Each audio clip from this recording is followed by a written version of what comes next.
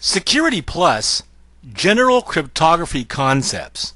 Once upon a time in England, during the socially troubled days of the mid-17th century, a royalist was imprisoned in Colchester Castle, awaiting probable execution. Well, a letter was delivered to him through his jailer. Eventually it got into his hands, and he read it. And it wasn't long that he made his escape from the chapel, where he had been left alone to make peace with himself. The letter started out, "Worthy Sir John, hope that as ye best comfort of ye afflicted, cannot much, I fear me, help you now." On and on and on it went. Come to find out, the letter held a classic hidden message.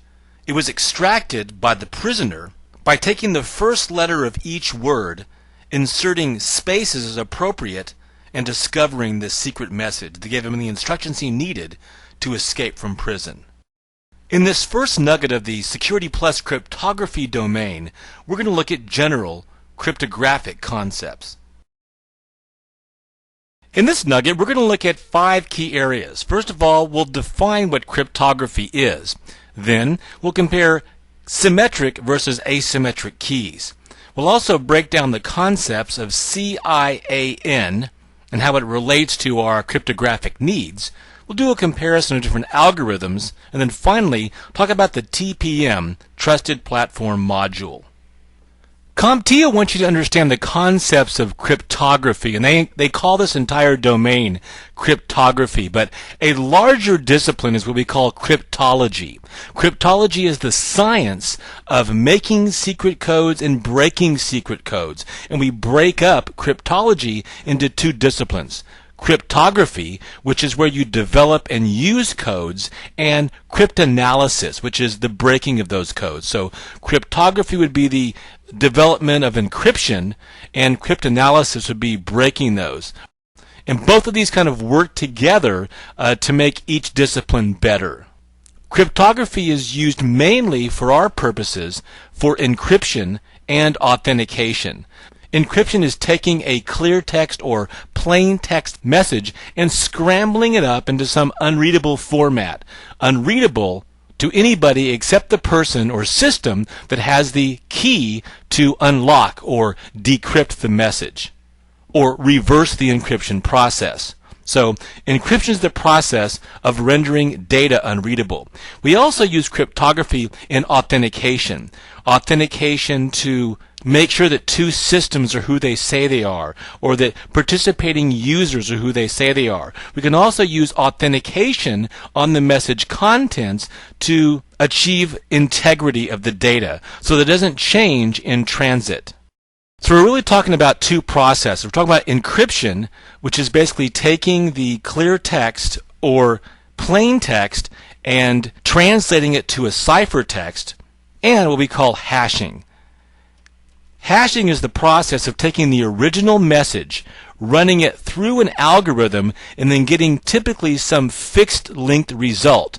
Then that result is appended to the original message, and then the results of this hash are compared at the receiving end, and if any 0 or 1 has been modified on this original message, the result of this hash will change at the receiver. So these are really 2 kind of separate processes, but these are both involved in cryptography, encryption and hashing.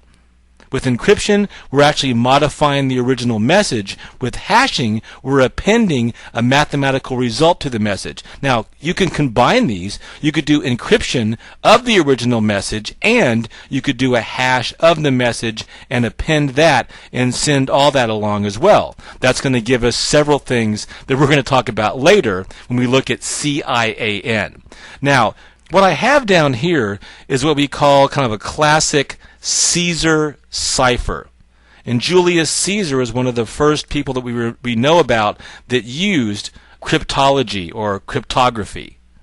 The original Caesar cipher became what we refer to now as a substitution cipher. As you can see, we're taking the alphabet here, the Western alphabet. By the way, this Western alphabet is what we call our keying variable. There's 3 pieces to this process. The first is the keying variable. And with all crypto algorithms, it's important that we understand how many keying variables there are. So here it would be some mathematics based originally on the number 26 because we have 26 letters. We need to know this because it tells us how vulnerable we are to a brute force cryptanalysis. In a brute force cryptanalysis, the adversary is going to try every possible keying variable until the decrypted plain text is understandable. It wouldn't take very long with this substitution cipher. So what I did here was this. My keying variable is the alphabet. And I'm going to go ahead and start with the letter W, and then I skipped every other letter. So I went W, X, Y, Z, A, B, C, D, E, F, G, H, I. Then I went to the next one, J, K, L, and so on. So, if I wanted to take this keying variable, I would then apply my crypto algorithm.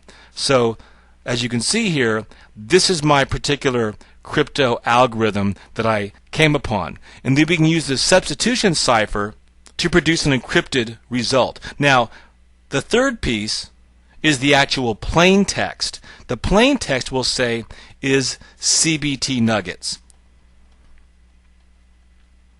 Okay, so when I combine my keying variable with my crypto algorithm, and then I inject or input my information into this, the ciphertext result will be X, J, S, P, G, Z, Z, Y, S, F. If you substitute, for example, C, you'll get X, B, you get J, T, you get S, and so on. This is the result. This is my ciphertext. Now there are other methods as well, okay? The Visionaire cipher, for example, is a polyalphabetic cipher that uses a series of different Caesar ciphers. We can also do transposition. For example, you could say, I'm going to transpose the word attack and transpose it. That's what's called the transposition cipher. It's also known as a permutation. TAKATC is a permutation of the plain text attack. And there's many examples of transforming plain text into ciphertext.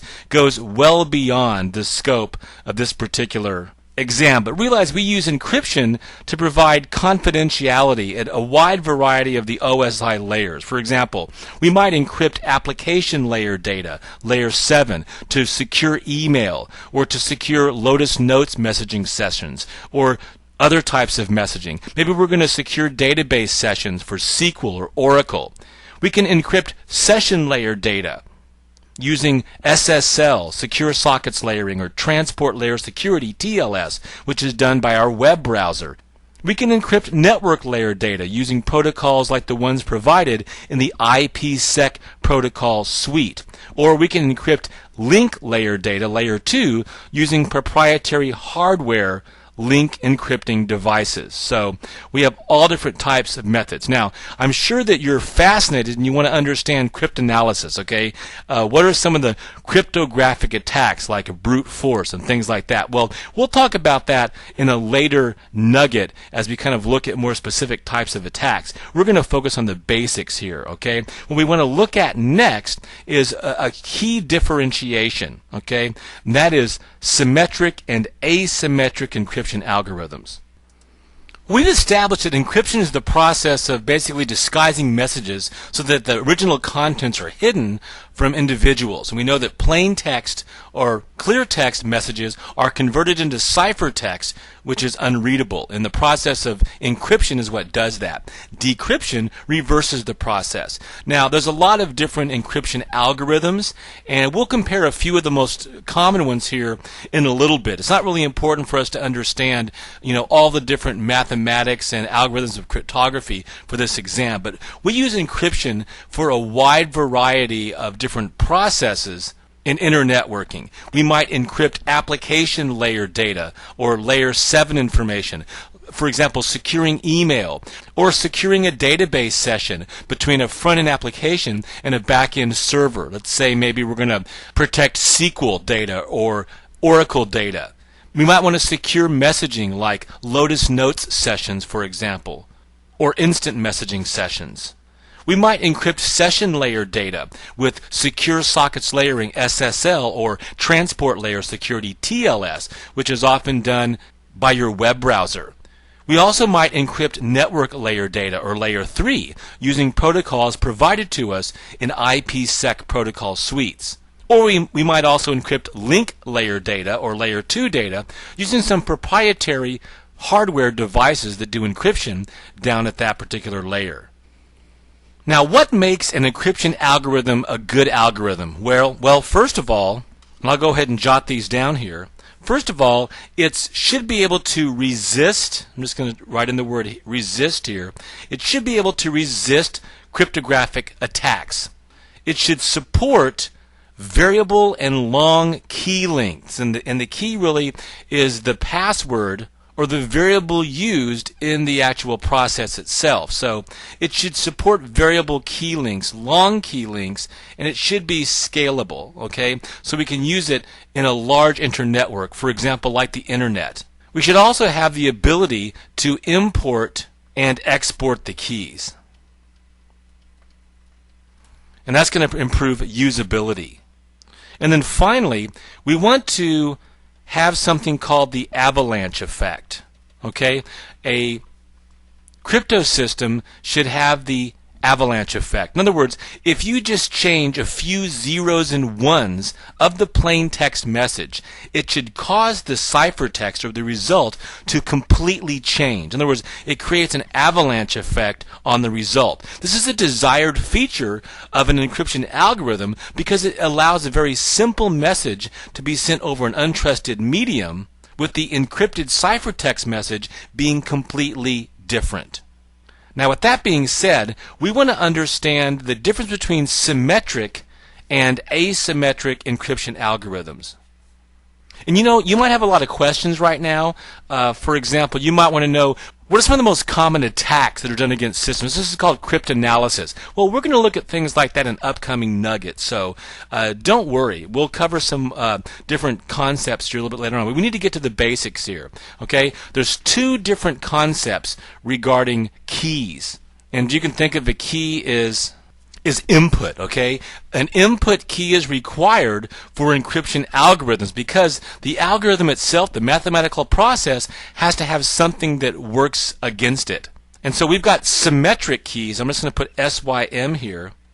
Okay? A symmetric key crypto system or encryption algorithm means that you have the same key to encrypt that you use to decrypt, okay? So you have the same key. This key is often shared using a wide variety of methods between the two parties. And we'll talk more about that. An asymmetric crypto system or encryption algorithm uses different keys to encrypt and decrypt the data. And this is typically part of a public key infrastructure where you have a public key and a private key. Now, the thing about modern cryptography is that all of our algorithms are public algorithms, and the cryptographic keys are what we use to make sure that the data is kept secret.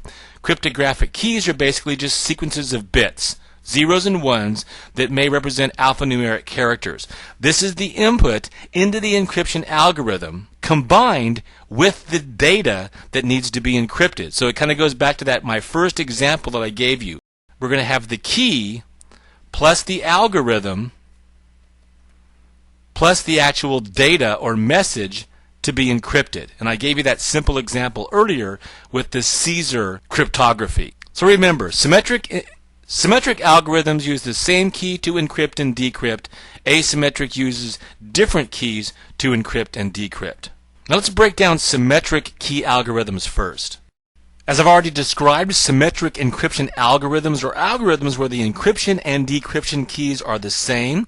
So the sender here, sending a transaction, let's say, of $2,500, has the same shared secret key as the receiver.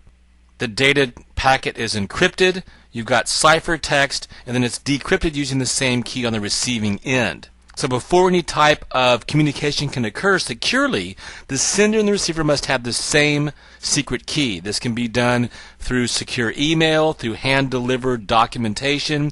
There's methods called Diffie-Hellman that can do this over an untrusted network as well.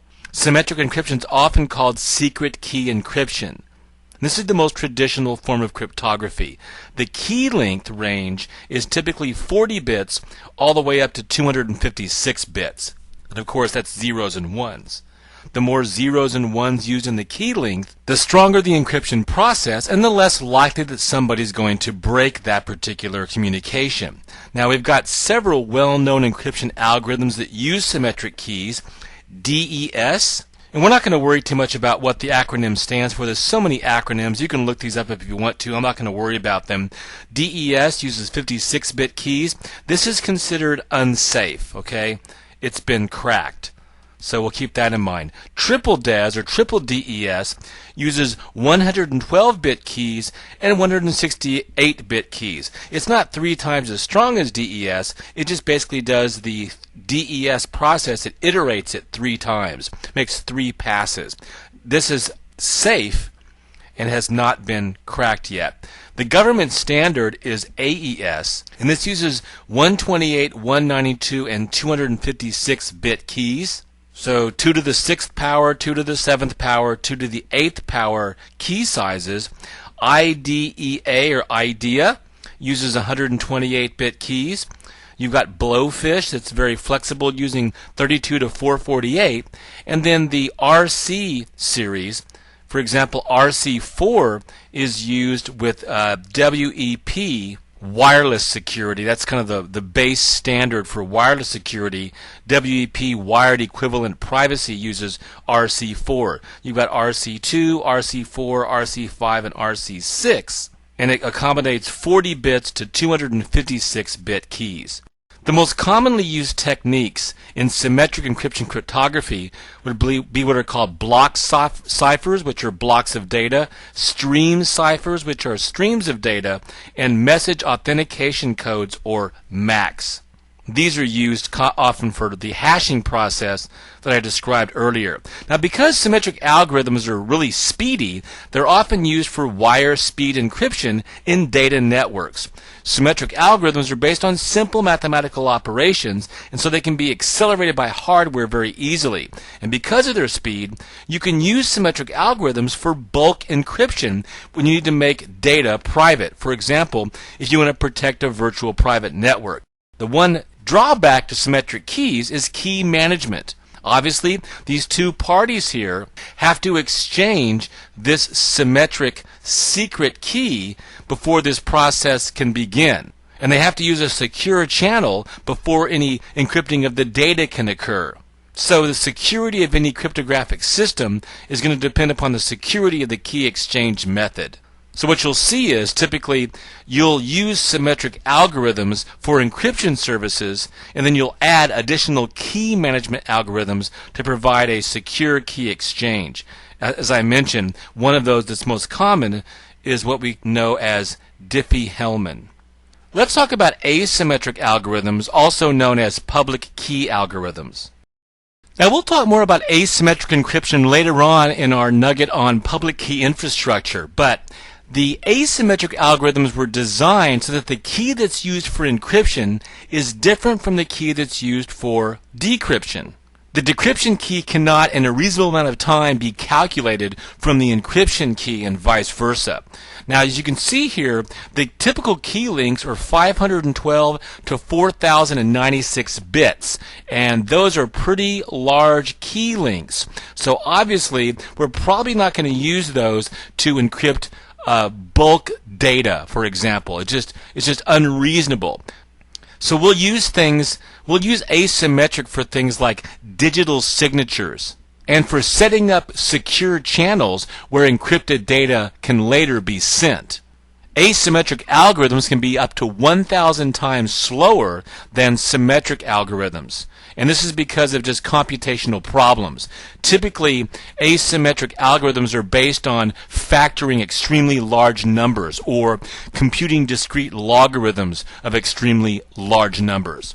So they're typically used in low-volume cryptographic mechanisms like key exchange and digital signatures, as I mentioned. Some of the best-known cryptographic algorithms that use asymmetric keys are RSA, El-Gamal, elliptical curve algorithms, which are used on handheld devices and PDAs, and Diffie-Hellman, DH, which is used for secure key exchange. I think I'm going to take a sidebar here and talk about information assurance, because information assurance is the practice of managing risks to data, for example. It seeks to protect and defend information and information systems, and it does it using cryptographic methods as one of the main methods. And it really provides us assurance through 4 different tiers: CIAN, confidentiality, integrity, availability, and non-repudiation. Let's talk about these, because this is something that the CompTIA Security Plus exam is definitely going to address. Confidentiality means that you're going to protect information so that it's only used, disclosed, or accessed or copied by authorized users, okay? By authorized users. And only when there's a genuine need to access that data. A breach in confidentiality would occur when the information or the information system has been accessed or used or disclosed by an unauthorized person. This could be someone looking over your shoulder at your computer screen. This could be a man-in-the-middle attack. This could be a packet sniffer. This could be giving out confidential information over the telephone. And we use encryption to scramble or create ciphertext from plain text so that confidentiality is maintained. Integrity means that the data cannot be modified, it cannot be created, it cannot be deleted without the proper authorization. It also means that data that's stored in one part of a data system is going to have integrity or agreement with other related data stored in other parts of the database system. And this is one of the uses of things like hashing that I talked about earlier, is making sure that data hasn't been modified in transit. For example, if you're going to take $2,500 out of your checking account and put it in your savings account, you want to make sure that the transaction details don't change in transit so that you're only depositing $250, that kind of thing. Now for the A, you'll see a couple of things here. You'll see availability, and you'll also see authenticity. Availability means that the information or the system that's used to process the information are going to use the right type of controls to make sure that the information and data is always available and always functioning properly when it's needed. One of the most common types of attack against availability would be a denial of service attack or a distributed denial of service attack. Authenticity is necessary to make sure that the user or the object or the system is genuine, that they haven't been forged, haven't been fabricated, masqueraded, or spoofed. And then finally, you've got non-repudiation. Non-repudiation implies that one party in a transaction cannot deny having received a transaction, nor can the other party deny having sent a transaction. Electronic commerce uses technology such as digital signatures to establish authenticity and non-repudiation. Non-repudiation is really important in conducting transactions over large geographic distances, over the untrusted internet, to make sure that both parties are not denying that the transaction has taken place on both parts. This information assurance, by the way, is also referred to as the CIA triad.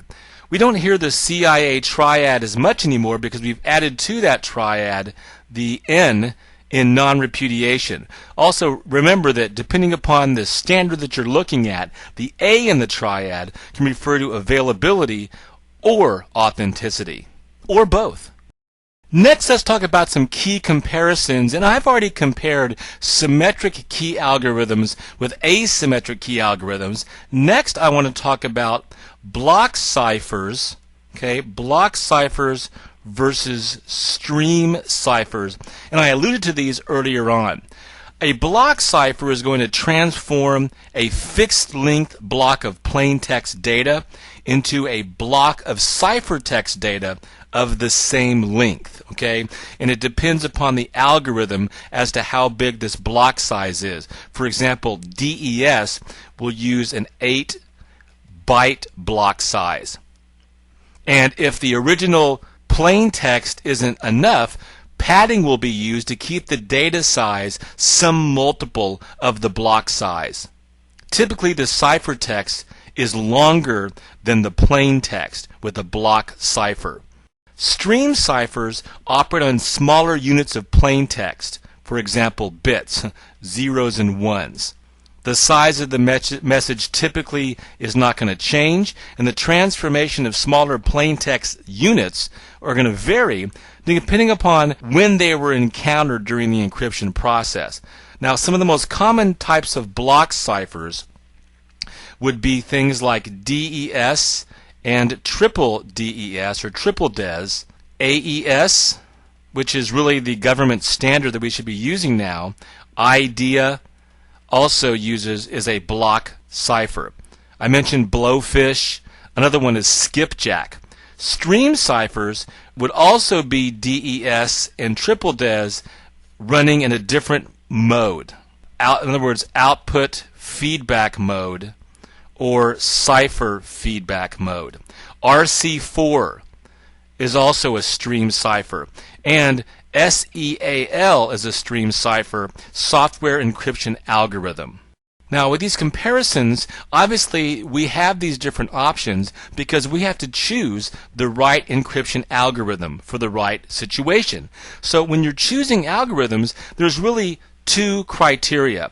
Number one, is the particular algorithm trusted by the cryptographic community? For example, DES used to be trusted. It is no longer considered trusted, all right? Does the algorithm provide enough protection against a brute force attack? In other words, a fast processor just trying every possible combination and working against it. So some of the trusted algorithms would be, again, triple DES, which is kind of your baseline, AES, which is the highly recommended, RC4 is trusted, and IDEA. Now, I mentioned that RC4 is used in WEP, wireless encryption, and we know that WEP is not secure, but it's not because of RC4, it's because of the implementation and the way that RC4 is used. So we don't want to hold that against RC4. So RSA, put a line here, these are all symmetric key. So RSA and Diffie-Hellman are asymmetric algorithms that are considered trusted. The other choice you're going to have is what are the bit sizes you're going to use. Okay, so the more bits you use, the more difficult the factoring of the composite number that's used by the algorithm. So the longer the key length, the more secure, but also the more processing overhead and the longer it's going to take to complete the process. I just installed a new Windows operating system on my Dell computer, my Dell workstation, and when I did, I got the updated drivers for my Broadcom Gigabit Ethernet card, and when I did, it included the TPM, or Trusted Platform Module specification, which provided secure crypto processor, or a TPM security device that integrated with my Dell BIOS. It's basically a specification for software written to firmware on my Dell system.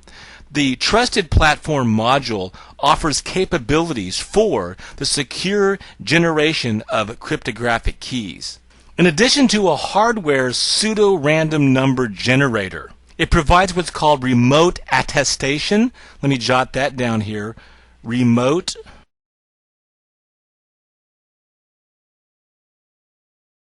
attestation. This creates a nearly unforgeable hash key summary of my hardware and software configuration. And it does this by encrypting the data about my program, or metadata about my hardware and software configuration.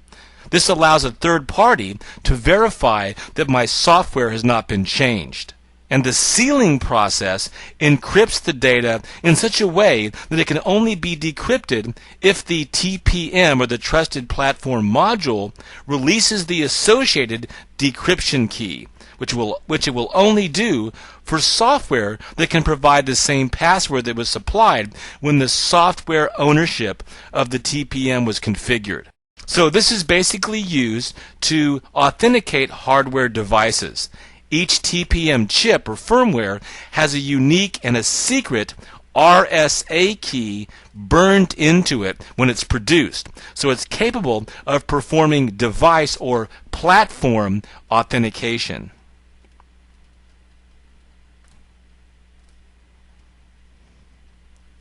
It can also be used for applications that do full disk encryption.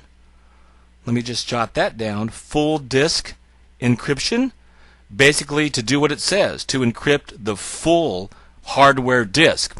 There's things like BitLocker drive encryption, which comes with Microsoft Windows Vista and Server 2008 operating systems. They use this disk encryption technology to protect the keys that are used to encrypt the computer's operating system volume to provide integrity and authentication for what we call a trusted boot pathway, or the BIOS or the boot sector. There's a bunch of third-party full disk encryption products out there that support this TPM chipset or firmware. This can be used as well with pretty much any encryption-enabled application. For example, digital rights management, software license protection and enforcement, as well as password protection. All right. In this first nugget of the Security Plus cryptography domain, we looked at general cryptography concepts. We defined cryptography as well as cryptology and cryptanalysis. We looked at the difference between symmetric and asymmetric key algorithms. We looked at the assurance model, CIAN, compared the algorithms to one another, and then looked finally at the Trusted Platform Module, or TPM. I hope this CBT nugget has been informative for you. I want to thank you for viewing. We'll see you in the next nugget of the cryptography domain.